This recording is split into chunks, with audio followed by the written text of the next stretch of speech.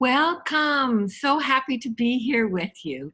And today we are talking about what to do when a relationship loses its luster, its energy, gets a little old around the edges. I just want to remind you that, relationships, they have this ebb and flow, and that is absolutely normal.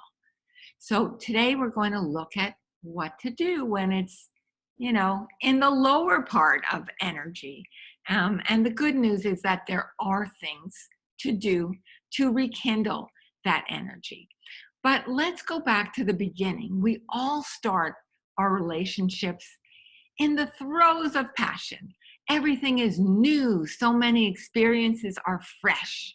You discover that you have things in common. You learn things that you want to do together. There's this thrill of discovery. It's like a beautiful book that's opening up, and each page is more fascinating than the last. But what happens when that kind of starts to fade? In my book, Emotional Advantage, I talk about the 5 types of love, and new love, even erotic love, can feel addictive. And there's a good reason for this.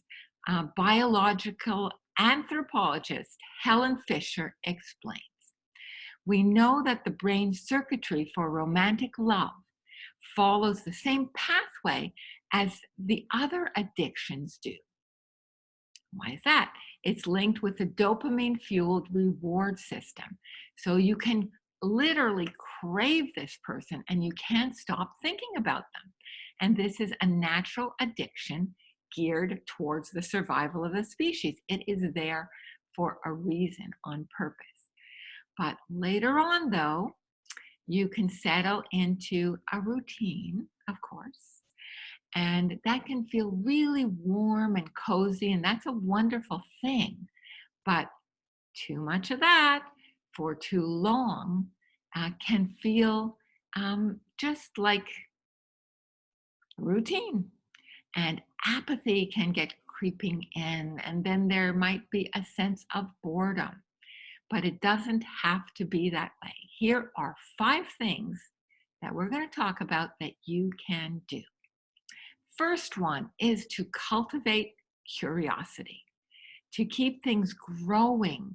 A sense of curiosity is actually your best friend, and it can certainly break you out of that, constricting box if you feel that way. So, what can you do? Try some new food, explore a new part of town, listen to a concert with new music, take dance lessons, try a new sport that you can do together. So many things. My husband and I actually took up yoga. Actually, I had been doing yoga quite a bit before him, but then he took it up and he absolutely loved it. So now we have something that we can do together that not only is fun and energizing, but it brought us closer. We actually go to yoga retreats from time to time, and it's super fun. It's super fun. But the truth is, and I'll share this with you, at first, he didn't want any part of it. He was not interested in the least bit. So, it was my passion. It was something that I love to do. And eventually, he tried it. So you never know when curiosity can open new doors. And also, I didn't nag him to try it, which might have helped him want to come to it by himself. And by the way, curiosity is key to staying vibrant at any stage of life. So it's really an important thing. Second thing I want to share is to understand yourself so you know what you need. 2 people or 3 people will see things in 2 or 3 different ways, the same situation, and they'll interpret it in very different ways, depending on how they were brought up, what associations they have, what triggers they have, what influences they have. So spend some time trying to understand yourself. And then as you rediscover your needs, communicate them in a way that invites participation. It's really important how you do it, and we'll speak more to that. Because there's also the option of, blah, it has to be this way, blah. And what's going to happen? It's just going to shut them right down, right? So your intention, your tone of voice, and your body language are just as important as the words that you are saying. So remember, amidst all of this, and this is really important, your needs are important too. You matter. You are the prize. You are bringing your full self to this relationship. You are the prize, your beautiful heart, your beautiful presence. It's important that you honor yourself, and, then that you be honored in the relationship too. So that's about yourself. Now, number 3 is tuning into them. So everyone wants to be seen. Everyone wants to be heard. So ask them about their day. Do something thoughtful. Express appreciation when they try and help. Even doing things. Maybe it's not perfect, but they're trying. Chances are that they will pick up on that and do the same. That's kind of how it works. And connect. Physical connection is really important. Could be a hug. It could be kiss a little longer. Be playful. All this adds to the energy in a relationship. Number 4, be real, not perfect.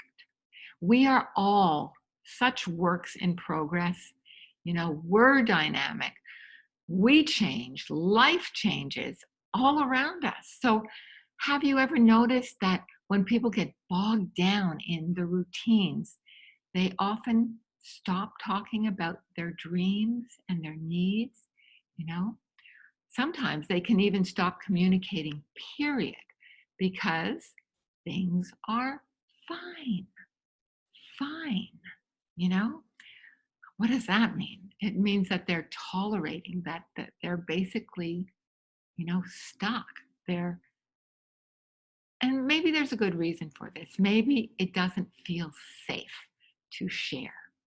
And because of a fear that what they're building could all come tumbling down, they choose to just say, I'll deal with those messy emotions inside of myself.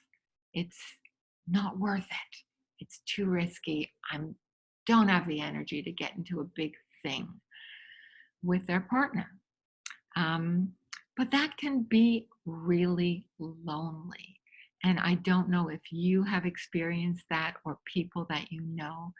And, there's nothing harder than being lonely in your own relationship. But the truth is that life is messy, as it should be. It should be. That's how we learn. That's how we grow. And even when we don't talk about the challenging stuff, saying that it's all fine, we know it comes out in other ways. There's the Netflix addiction, the shopping addiction, substances, overeating, over-exercising, overworking, you name it. It has to come out some way. But maybe it's better just to, take a risk. Be brave. Open your heart. Put down the devices and spend some time actually talking with one another. And that could be, if it's too chaotic at home, maybe it's in, take a walk or a road trip if you can do it for a morning, or, whatever it might be for you. Because the thing is, when we set up walls, not only do we keep out the bad stuff, we think we are protecting ourselves from that, but we also cannot take in the good. So be brave enough to be real and vulnerable rather than vindictive. Come with an open heart. Come from a place of trying to truly listen and to be understood. you know Understand to be understood, and sometimes that's the very best expression of love. And now I have something kind of fun for you. It doesn't sound The title doesn't sound fun, but it could be approached with fun. So what if it were the last? So let's say the next time that you make love, imagine for some reason, and this is from Dr. Gary Brown, that it was your last time, right? And ask yourself, what would I do differently? How would I feel that might be different? And what would I do that was the same? And in this situation, passion, that's what I love about it, passion and compassion can merge together because your heart is open. You can elicit a tenderness, and that can make you feel so much closer. You remember what brought you together in the first place. And that, I want to say, is still there. It is still there. You just are finding new ways to reaccess it, right? So my question to you today, and I'd love it if you wrote your answer on the blog, and I'm looking forward to seeing those answers and answering you back. What do you do to rekindle connection? As we said, life is dynamic. It's great if we have, some strategies to rekindle that connection. And I hope you will use one of these even over the next week to put into your life. And I would love to hear how that goes. So as always, thank you so much for tuning in. I appreciate your time, your presence, your love, and I'm sending you back mine. And I look forward to seeing you next time. Bye for now, and have a wonderful week. See you soon.